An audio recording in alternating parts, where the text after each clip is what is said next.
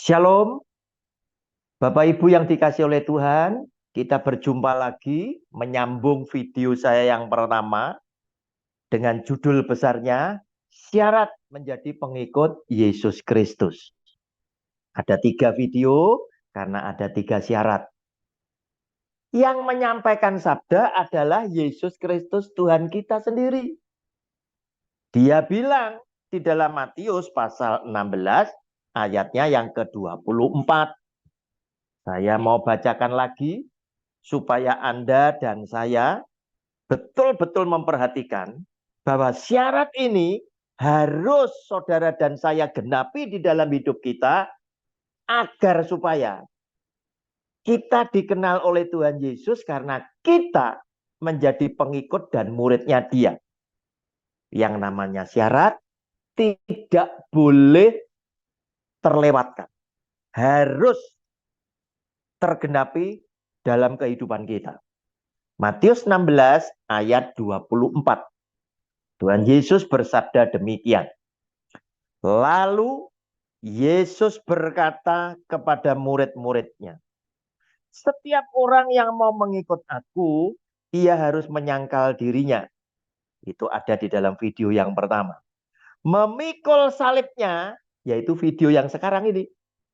Dan mengikut aku. Nah Bapak Ibu, saya ngerti banyak orang-orang Kristen karena cintanya kepada Tuhan Yesus segera ingin melakukan hal-hal yang baik. Tetapi hati-hati, hati-hati. Hendaknya Anda berlaku bijaksana, termasuk para pengajar. Mestinya hal yang penting ini jangan sampai terlewatkan. Hanya karena tertutup dengan judul-judul khotbah yang sengaja dilontarkan dengan maksud dan tujuan mendapat jumlah penonton yang sangat besar. Apa jadinya nanti jika persyaratan ini tidak diperhatikan oleh setiap orang Kristen? Jangan salahkan Tuhan Yesus loh. Jika ketika dia harus berkata-kata dengan terus terang di hari akhir dan dia berkata kepada orang yang mengajar Alkitab demi nama Tuhan Yesus, mengusir setan demi nama Tuhan Yesus, dan bernubuat demi nama Tuhan Yesus, serta mendatangkan banyak mujizat demi nama Tuhan Yesus, tetapi dengan terus terang dia berkata, aku tidak pernah mengenal kamu. Siapakah kamu? Hai pembuat kejahatan. Mengapa? Karena apa yang dia syaratkan tidak tergenapi dalam hidup saudara dan saya. Oleh karena itu, ayo kita lakukan 3 syarat ini agar supaya saudara dan saya, kita dikenal oleh Tuhan Yesus sebagai pengikut dan murid-muridnya. Video yang kedua, judul kecilnya, subtemanya, memikul salibnya. Mengapa pengikut atau murid Kristus harus pikul salib? Nah, Bapak Ibu, salib yang dipikul bukan salib pribadi kita. Salib pribadi kita adalah kewajiban kita merawat, memelihara anak kita, membesarkan mereka, mendidik mereka, kemudian mengarahkan mereka, membawa mereka kepada Tuhan, terus apa itu namanya, membuat mereka bisa berkeluarga mandiri dan lain sebagainya. Itu salibnya kita. Tetapi salib di sini yang dimaksud oleh Tuhan Yesus adalah salib orang lain yang bukan salib kita, tetapi kita berkenan memikul salib mereka karena apa yang diperintahkan oleh Tuhan Yesus itu terkait dengan hukum kasih yang dia ajarkan. Bapak Ibu, Tuhan Yesus ini mengajarkan hukum kasih. Salib, ya, lambang daripada kasih itu sendiri. Dia katakan di dalam Matius pasal 22 ayat 36 sampai dengan ke-40, judul bacaannya hukum yang terutama. Guru, hukum manakah yang terutama dalam hukum Taurat? Jawab Yesus kepadanya, kasihlah Tuhan Allahmu dengan segenap hatimu dan dengan segenap jiwamu dan dengan segenap akal budimu. Itulah hukum yang terutama dan yang pertama adalah yang vertikal, yang tegak lurus, yang ke atas kepada Tuhan. Dan hukum yang kedua, yang horizontal, yang sama dengan itu. Tuhan Yesus katakan, hukum yang horizontal itu sebetulnya sama dengan yang vertikal.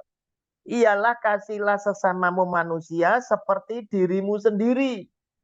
Artinya, bukti saudara mengasihi Tuhan yang di atas yang tidak kelihatan, itu Anda dan saya tunjukkan lewat hidup kita sehari-hari yang mengasihi sesama yang lain seperti diri kita sendiri. Pada kedua hukum inilah yang vertikal dan horizontal, Tuhan Yesus bersabda, tergantung seluruh hukum Taurat dan kitab para nabi. Nah, Bapak Ibu, mengapa kita harus memikul salib? Jawabnya sederhana. Tuhan Yesus ingin ingatkan, ya, karena terkait dengan hukum kasih yang dia ajarkan, yang dia ingin saudara lakukan seperti yang dia kehendaki. Dia pernah berkata, aku mengasihi kamu loh, sampai aku mau mati di atas kayu salib demi dosa-dosamu. Oleh karena itu, kalau aku mengasihi kamu, maka kamu harus hidup dengan sesama, saling mengasihi. Nah, Bapak Ibu yang dikasihi, semua orang lagi berlomba-lomba gimana supaya bisa kaya, ya. Bagaimana supaya bisa kaya. Nah, salah satunya mereka menemukan padahal palsu. Mereka ingin diberkati berlimpah-limpah anak cucu cicit keturunannya lewat ajaran yang salah, yaitu dengan mempersembahkan persepuluhan.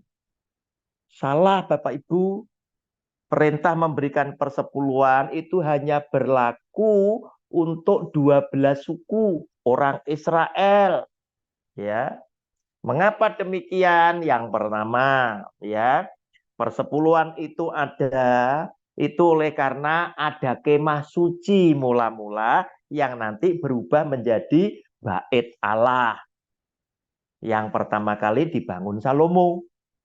Kemudian, mengapa harus ada persepuluhan? Karena ada yang bekerja di dalam kemah suci atau bait Allah, yaitu mulai imam, yaitu Harun dan keturunan laki-lakinya, turun-temurun.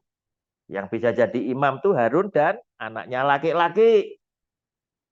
Terus dibantu siapa asistennya? WL Singer dan lain sebagainya, penjaga pintu gerbang. Siapa? Adalah suku Lewi.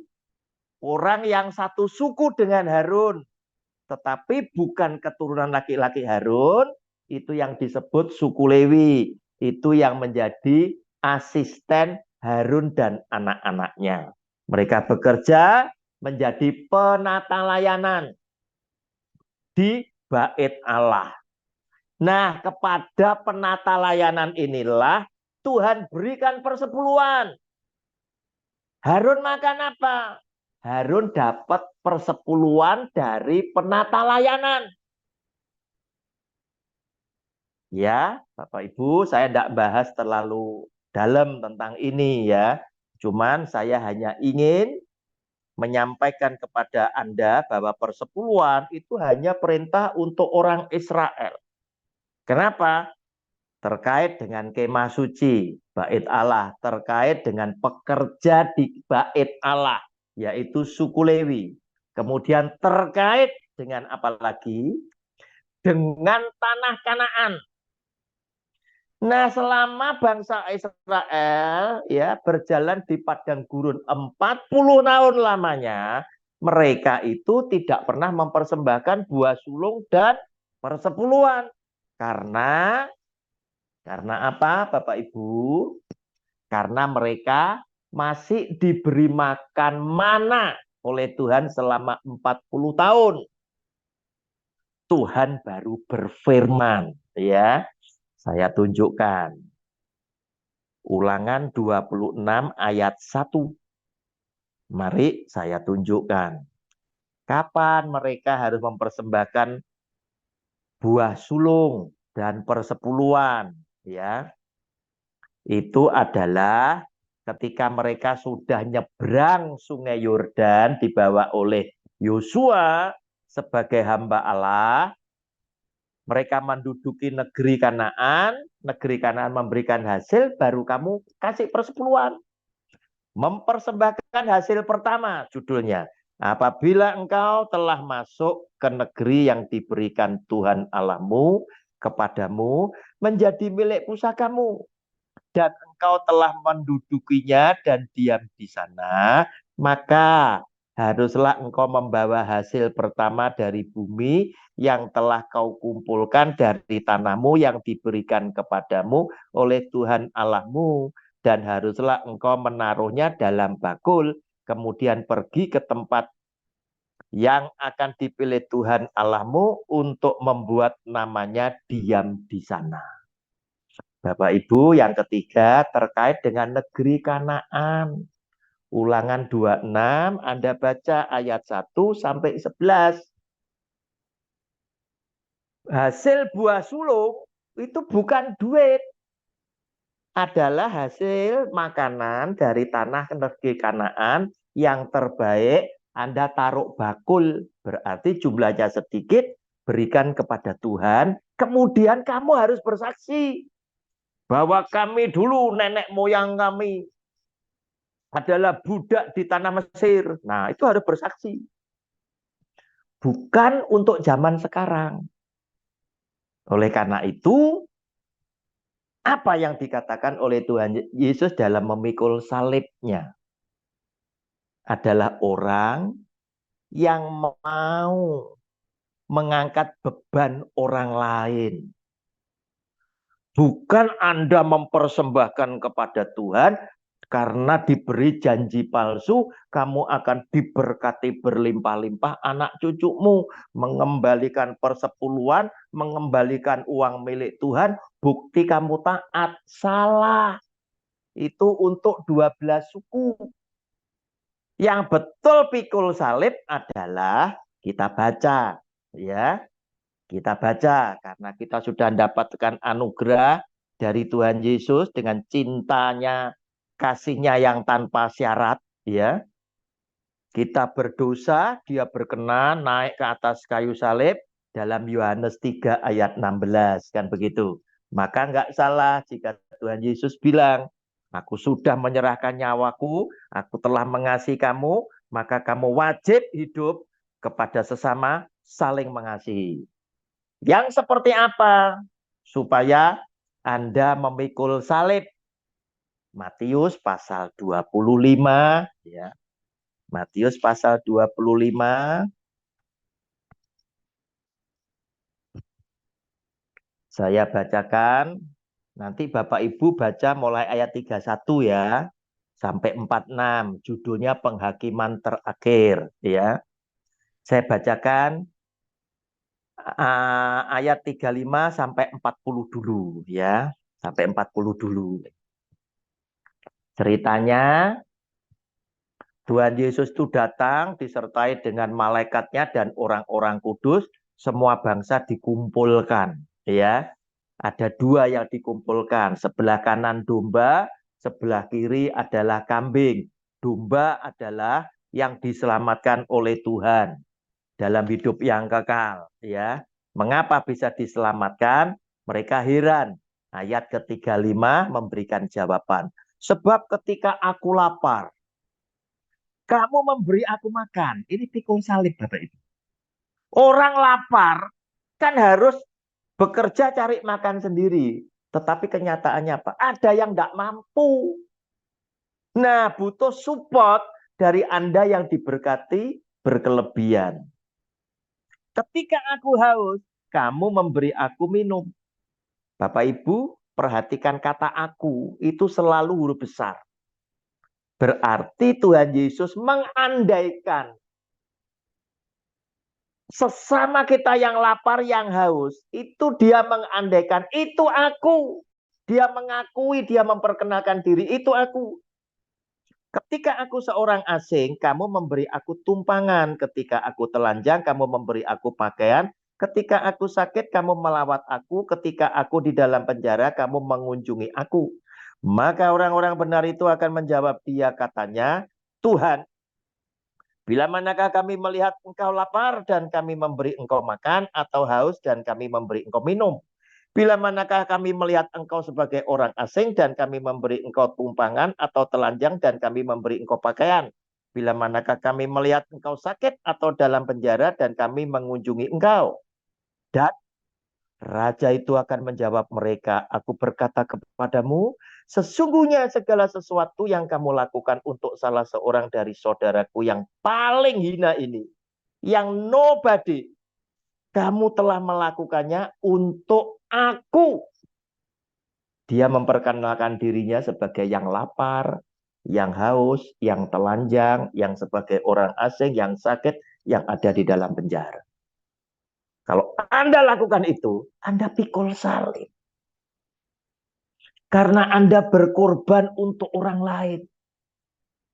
Yang pada akhirnya Anda mendapat berkat karena Tuhan Yesus ngomong, yang kamu lakukan, itu kamu sudah lakukan untuk aku.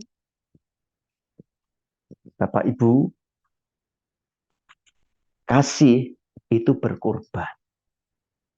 Bukan Anda nunjukkan, oh bukti ketaatan, nanti Tuhan akan kembalikan. Salah. Itu perintah untuk 12 suku. Dan prinsip mindsetnya juga keliru.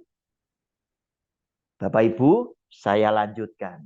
Ya, sekaligus menutup video saya yang kedua. Ayat 41 sampai 46. Itu tadi domba di sebelah kanan Allah Bapa yang diselamatkan dalam hidup kekal dan namanya tercatat dalam buku kehidupan. Bapak Ibu, ini kambing yang tidak tercatat. Dan ia akan berkata juga kepada mereka yang di sebelah kirinya, enyahlah dari hadapanku, hai kamu orang-orang terkutuk. Nah, terkutuk loh saudara. Ya, kalau Anda tidak lakukan ini, Anda mesti mengandalkan persembahan yang lain, ya, yang tidak diperintahkan untuk kalian. Anda termasuk yang ini loh. Enyahlah ke dalam api yang kekal yang telah sedia untuk iblis dan malaikat-malaikatnya. Sebab ketika aku lapar, kamu tidak memberi aku makan. Ketika aku haus, kamu tidak memberi aku minum. Ketika aku seorang asing, kamu tidak memberi aku tumpangan. Ketika aku telanjang, kamu tidak memberi aku pakaian. Ketika aku sakit dan dalam penjara, kamu tidak melawat aku. Lalu mereka pun akan menjawab dia, katanya, Tuhan, bila manakah kami melihat engkau lapar atau haus atau sebagai orang asing atau telanjang atau sakit atau dalam penjara dan kami tidak melayani engkau? 45, 46, perhatikan. Maka ia akan menjawab mereka, aku berkata kepadamu, sesungguhnya segala sesuatu yang tidak kamu lakukan untuk salah seorang dari yang paling hina ini, yang nobody ini, kamu tidak melakukannya juga untuk aku. Karena aku memperkenalkan diriku kepadamu sebagai yang paling hina ini. Dan mereka ini Yang tidak melakukan akan masuk ke tempat siksaan yang kekal, tetapi orang benar ke dalam hidup yang kekal. Bapak Ibu, ayo kita genapi dalam hidup kita ketiga syarat yang disyaratkan oleh Tuhan Yesus agar kita dikenal oleh Dia menjadi pengikut dan murid-murid Tuhan Yesus. Tuhan Yesus sudah memberkati kita semuanya. Amin.